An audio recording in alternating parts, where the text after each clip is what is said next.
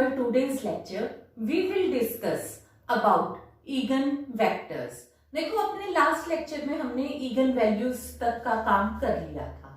अब यहाँ पे भी पहले इगन वैल्यूज निकालनी होंगी और उससे आगे हम इगन वेक्टर्स फाइंड आउट करेंगे।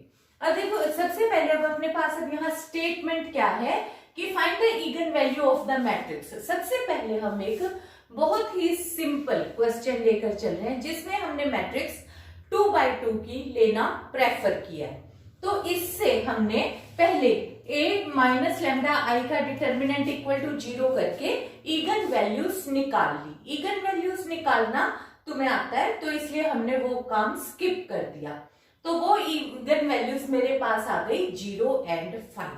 अब देखो मुझे इनके correspond eigen vectors find out करने हैं और मुझे क्योंकि जो हमने थ्योरी करी उसके अकॉर्डिंग मुझे पता है कि अगर ये वाली कोई भी इगन वैल्यूज मेरे पास आती हैं उनके करस्पोंड मुझे हर बार एक नॉन जीरो इगन वेक्टर जरूर मिलेगा कि इगन वेक्टर x होगा जो कि एक कॉलम वेक्टर होगा, कॉलम मैट्रिक्स की शेप में होगा और वो नॉन जीरो होगा।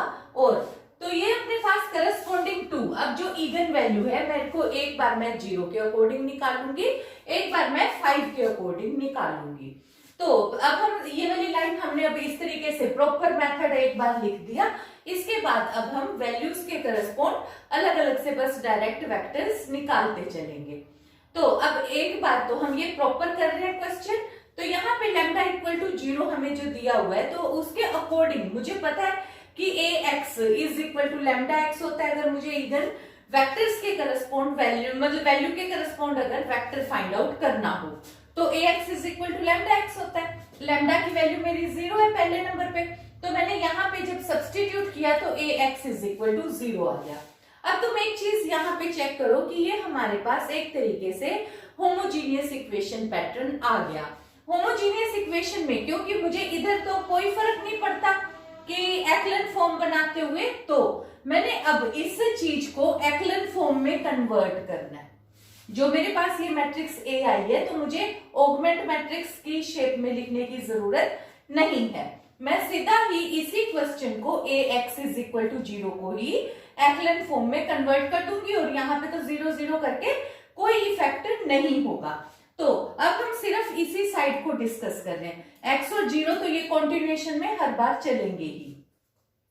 अब देखो जब मैंने इस रो को 2 से मल्टीप्लाई करके यहाँ सब्ट्रैक्ट करा, अब हर बार तुमने एक्लन फॉर्म बना लेनी है तो ये लास्ट रो 0 बन गई। और अब हमें पता है कि हमने क्वेश्चंस में करा है कि जितनी 0 रोज बनती हैं उतने ही केवल लीनियरली इंडिपेंडेंट सॉल्यूशंस किसी इक्वेशन में हो सकते हैं। तो इस मैट्रिक्स के रिजल्ट में हमारे पास कितने लीनियरली इंडिपेंडेंट सॉल्यूशन हो सकते हैं, यानी कि सिर्फ एक। और उसको हम कैसे लिखते हैं 2 - 1 इज इक्वल टू 1, क्योंकि 2 by 2 की इक्वेशन है तो ऑर्डर 2 है मैट्रिक्स का, तो एक रो 0 है तो इस वजह से 2 - 1 is equal to 1। Only linearly independent solution इसका एक हो सकता है।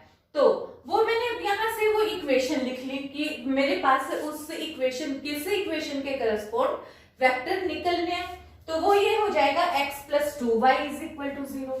अब यहां से मैंने x को लिख लिया इज इक्वल टू -2y। अब देखो y जो है वो मेरी मर्जी का है, मैं जो भी y की वैल्यू पुट करूंगी उसके करस्पॉन्ड मेरे पास x की वैल्यू आ जाएगी। तो मैंने अब पहले y की जगह पे 1 पुट कर लिया तो x की वैल्यू मेरे पास -2 आ गई। अब इसको मैंने पहले x जो वेक्टर है उसको कैसे लिख लिया, पहले x की वैल्यू और फिर y की वैल्यू इस तरीके से, और ये मेरा 0 के करस्पॉन्ड एक इगन वेक्टर आ गया। वैल्यू क्या थी इगन वैल्यू 0 और इगन वेक्टर क्या है -2 1। अब हमारे पास एक क्वेश्चन अराइज होता है कि क्या ये वैल्यू यूनिक है। अब मैंने क्वेश्चन किया तो मेरा दिल किया तो मैंने यहाँ 1 पुट कर दिया। अब अगर मेरा दिल करता तो मैं यहाँ 7 पुट कर देती। तो अब मैंने कह दिया कि कोई भी मल्टीपल ऑफ c का मतलब है एक कांस्टेंट, कि इसका कोई भी मल्टीपल हो तो वो मेरे पास वो भी इसका एक इगन वेक्टर होगा। कांस्टेंट से मल्टीप्लिकेशन से वैल्यू पे ऐसे कोई वेक्टर पे ऐसे इफेक्ट नहीं पड़ेगा। मतलब कहने का ये है कि एक वेक्टर ही होना कोई जरूरी नहीं है। वेक्टर वैल्यू तो एक वेक्टर तो एक ही होगा, पर उसके अंदर की जो वैल्यूज हैं वो डिफरेंट हो सकती हैं। मतलब ये कोई जरूरी नहीं कि हम सिर्फ -2 और 1 को ही आंसर करें, हम यहाँ पे -4 और यहाँ पे 2 भी आंसर कर सकते थे, एंड सो ऑन। मतलब यहाँ पे ये आंसर की यूनिकनेस, मतलब कहने का ये है कि अगर तुम आंसर मैच करोगे तो ये आंसर डिफरेंट हो सकता है। फिर अब हमने क्या किया, eigenvalues corresponding to eigenvector value 5 के अकॉर्डिंग निकाला। इगन वेक्टर निकाल रहे हैं और इगन वैल्यू इस बार हमारे पास क्या है 5, तो obviously ax is equal to 5x होगा, यानी कि determinant of a minus 5i is x is equal to 0 होगा। और ये भी हमारे पास देखो होमोजीनियस इक्वेशन ही बनी है। तो ये अपने पास जब हमने यहाँ पे a में से 5 को माइनस कर दिया तो वो इस तरीके की इक्वेशन बन गई। अब ये तुम्हारी मर्जी है कि तुमने कैसे सोल्व करना है। मैंने पहले इस रो को इंटरचेंज कर दिया, फिर एक्लन फॉर्म बना दी। एक्लन फॉर्म बनाई तो मुझे पता ही था कि ये 0 बनेगा, तो ये मेरा वैल्यू यहाँ पे भी 0 बन गई। ठीक है, तो ये वाली वैल्यू मेरे पास 0 बन के एक रो 0 बनी है, तो इसका मतलब यहाँ पे भी लीनियरली इंडिपेंडेंट सॉल्यूशन मेरे पास कितना होगा, ऑब्वियसली 1 ही होगा। और फिर मैंने इस इक्वेशन को लिखा, ये क्या हो गया 2x minus y is equal to 0, again x is equal to 1/2y। अब y क्या चीज है, y मेरे पास इंडिपेंडेंट वैल्यू है, मेरी मर्जी थी तो मैंने y को क्या लिख दिया 2 लिख दिया, तो x की वैल्यू क्या आ गई 1 आ गई। अब यहाँ पे अगर मैं y की जगह पे 1 पुट कर देती तो यहाँ पे मेरे पास x की वैल्यू 1/2 आ जाती, तो 1/2/2 आ जाता है। यानी कि फिर से अब मैं यहाँ कह दूं कि कोई भी C1 का मल्टीपल, यहाँ कह दूं कोई भी C2 कांस्टेंट का मल्टीपल, वो भी इगन वेक्टर होगा। तो यहाँ पे मतलब कहने का पर्पस ये हुआ कि answers can be different for each student. तो यहाँ पे अपने पास फिर ये एक वैल्यू के करस्पॉन्ड हमने एक वेक्टर निकाल दिया, दूसरी वैल्यू के करस्पॉन्ड हमने दूसरा इगन वेक्टर फाइंड आउट कर लिया। Now we have a matrix of type 3x3 and we have to find the eigenvalues and eigenvectors corresponding to this matrix A। तो देखो मैंने सबसे पहले a माइनस लेमडा आई, ठीक है, मुझे पता है कि इगन वैल्यूज ऐसे निकलती हैं, तो मैंने a minus lambda I solve करके ये वाली वैल्यूज इगन वैल्यूज निकाल ली। अब देखो चाहे 2 डिग्री की हो चाहे 3 डिग्री की हो, अब हम यहाँ पे ये काम भी अब छोड़ के डायरेक्ट लेमडा की वैल्यूज से ही स्टार्ट कर दिया करेंगे।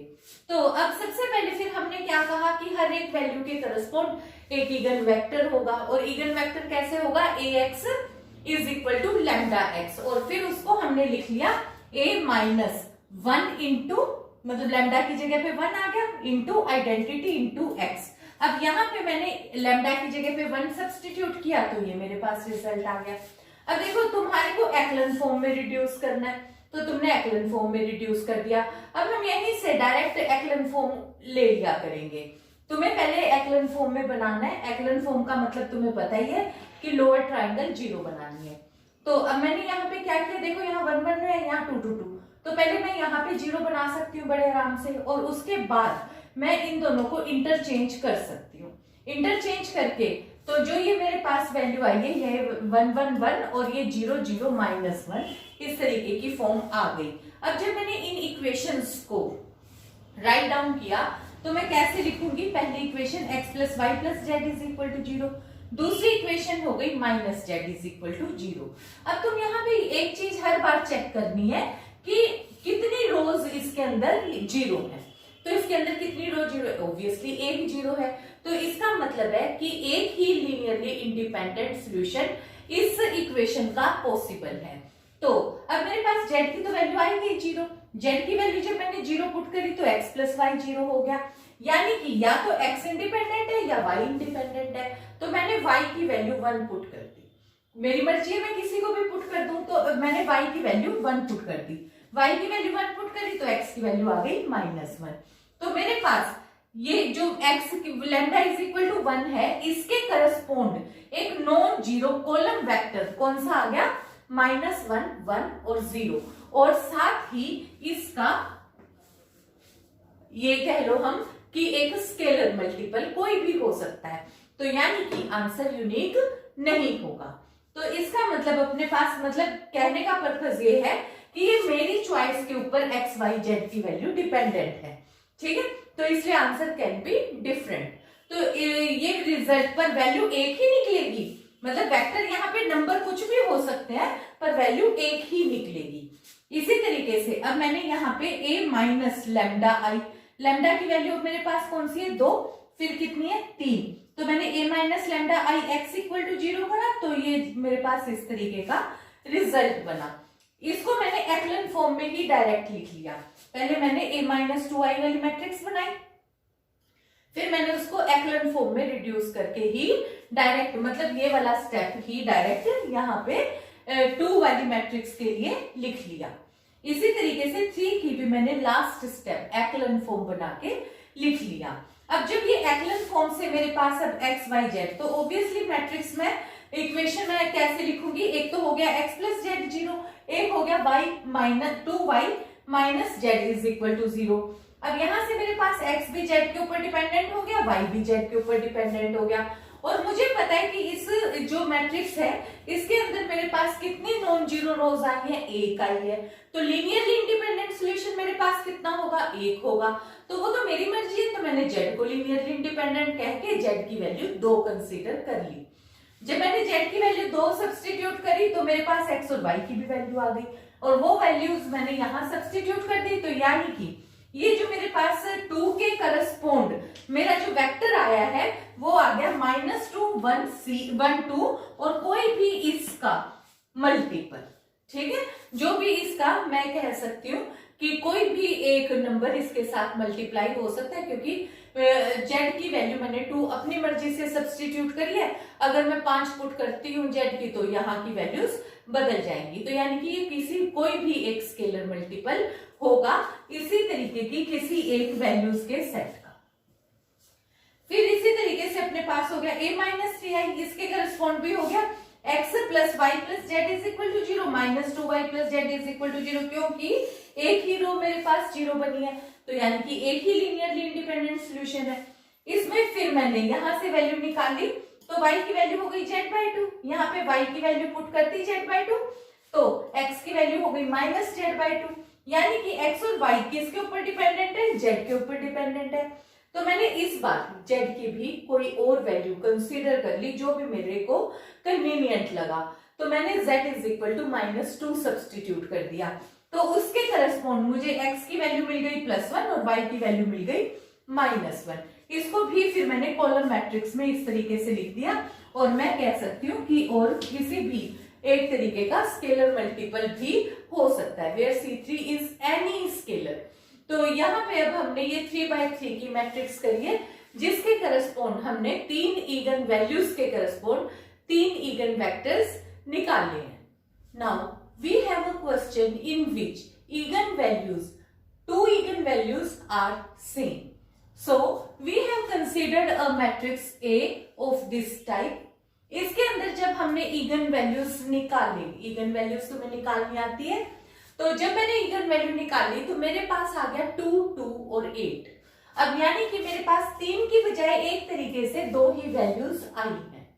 तो देखो, एक जो डिस्टिंक्ट वैल्यू है उसके करस्पॉन्ड तो मुझे पता ही है कि एक डिस्टिंक्ट वेक्टर ही मुझे मिलेगा, तो मैंने यहाँ पे लैम्डा इज इक्वल टू 8 को बिल्कुल उसी तरीके से एक्लन फॉर्म बनाया।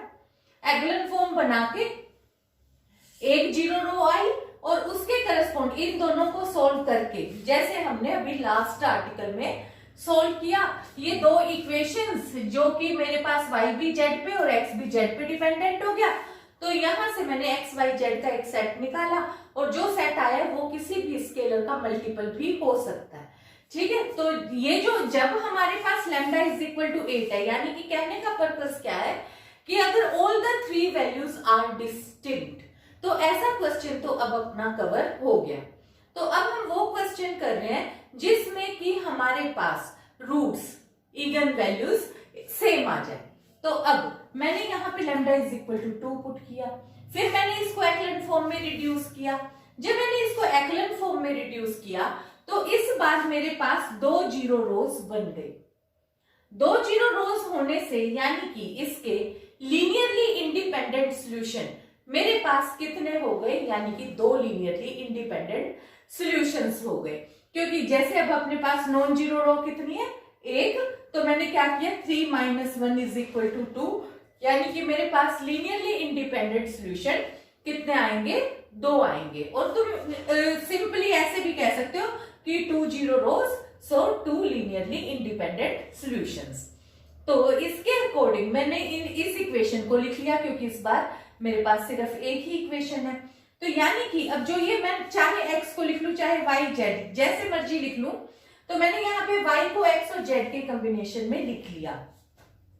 इस बार मेरे पास वैल्यू क्या है कि जो y है वो किन 2 वैल्यूज पे डिपेंडेंट है, x और z पे डिपेंडेंट है, और x और z इंडिपेंडेंट है। तो जब x भी इंडिपेंडेंट है, z भी इंडिपेंडेंट है, तो मैंने यहाँ पे इसका 2 सेट बना दिए।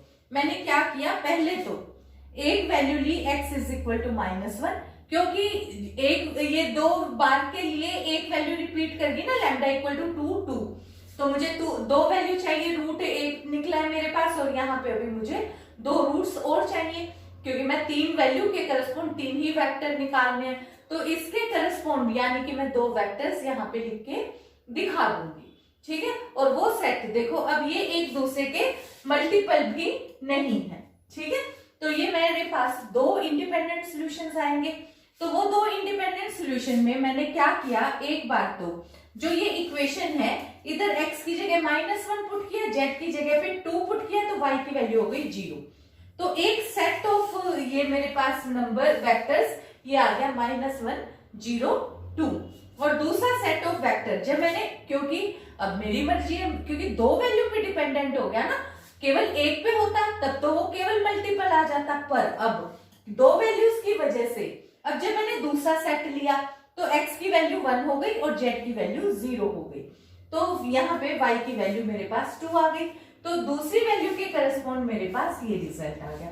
अब ये नहीं कि मैं तीसरी भी वैल्यू ले लूंगी, मेरे पास 2 ही इंडिपेंडेंट सॉल्यूशन है, तो मैं मैक्सिमम 2 ही सेट कंसीडर कर सकती हूँ। तो इस तरीके से मेरे पास जब रूट रिपीट कर दे तो मैंने फिर भी वेक्टर कितने निकाले, अभी भी 3x3 की मैट्रिक्स थी, इगन वैल्यूज कितनी आई, 3 आई, और इगन वेक्टर्स भी मैंने कितने निकाले, 3 निकाले। क्यों, क्योंकि लीनियरली इंडिपेंडेंट सॉल्यूशन पहली में 1 था, और दूसरी के लिए जब 2 रूट आया है, तो उस टाइम पे मेरे पास 2 लीनियरली इंडिपेंडेंट सॉल्यूशंस एग्जिस्ट करते थे, और वो 2 लीनियरली इंडिपेंडेंट मैंने यहाँ पे इस तरीके से मेंशन कर दिए। और टोटल इंडिपेंडेंट सॉल्यूशंस मैंने 3x3 मैट्रिक्स के कितने निकाल दिए, 3।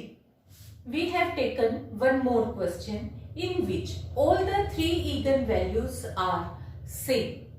So, for the purpose, I have taken a matrix A of type this, where all the diagonal entries are 1 and the upper triangular is equal to 0.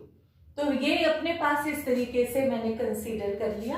तो अब यहाँ पे मुझे ऑब्वियसली पता है कि ईगन वैल्यूज की कौन कौन सी आएंगी, 1 1 1। फिर अब हम यहाँ पे ईगन वेक्टर के लिए क्या करते हैं, a minus lambda I x = 0। तो उस रिजल्ट के अकॉर्डिंग मेरे पास ये रिजल्ट आ गया, और मुझे पता है कि यहाँ पे एक ही सिर्फ 0 रो बनती है। मैं कितनी भी कोशिश कर लूं यहाँ पे 0 बन ही नहीं सकती। देखो ये कॉलम नहीं हम ले रहे, हम सिर्फ और सिर्फ रो ऑपरेशंस कंसीडर करने लग रहे हैं। तो मैंने इस एक रो के अकॉर्डिंग वैल्यू कंसीडर करी, और यहां से रिजल्ट मेरे पास कितना आ गया कि पहले तो यहां हो गया 3x = 0। जब मैंने x यहां 0 पुट किया तो y भी 0 आ गया, तो यानी कि x भी 0 आ गया, y भी 0 आ गया, और एक इंडिपेंडेंट सॉल्यूशन मेरे पास एग्जिस्ट करता ही है। तो ऑब्वियसली x और y की तो वैल्यू क्योंकि मेरे पास डायरेक्टली आ गई, तो इंडिपेंडेंट सॉल्यूशन है वो z। अब z पे मेरी मर्जी है कि मैं उसको क्या कंसीडर करती हूँ। सो मैंने z को इक्वल टू k कंसीडर कर लिया। k का मतलब है कि 1 मान लो सपोज, तो मैंने वैसे ही एक स्केलर मल्टीपल की शेप में लिख दिया। तो मेरे पास जो वेक्टर आया है ईगन वेक्टर, वो क्या आ गया 0 0 k मैं बाहर निकाल लू तो 0 0 1, मतलब इस तरीके से। अब देखो यहाँ पे मेरे पास ईगन वैल्यूज कितनी है, 3 है, पर ईगन वेक्टर कितना आया, सिर्फ और सिर्फ एक ही आया है। तो ये कोई जरूरी नहीं है कि हर बार हमारे पास 3 ही इगन वेक्टर्स आए, तो वो हम देखेंगे कि कितनी उसके अंदर लीनियरली इंडिपेंडेंट सॉल्यूशंस एग्जिस्ट करते हैं, किसी भी एक मैट्रिक्स के करस्पॉन्ड कितने इंडिपेंडेंट, और उन्हीं के करस्पॉन्ड हम इगन वेक्टर्स फाइंड आउट करते हैं.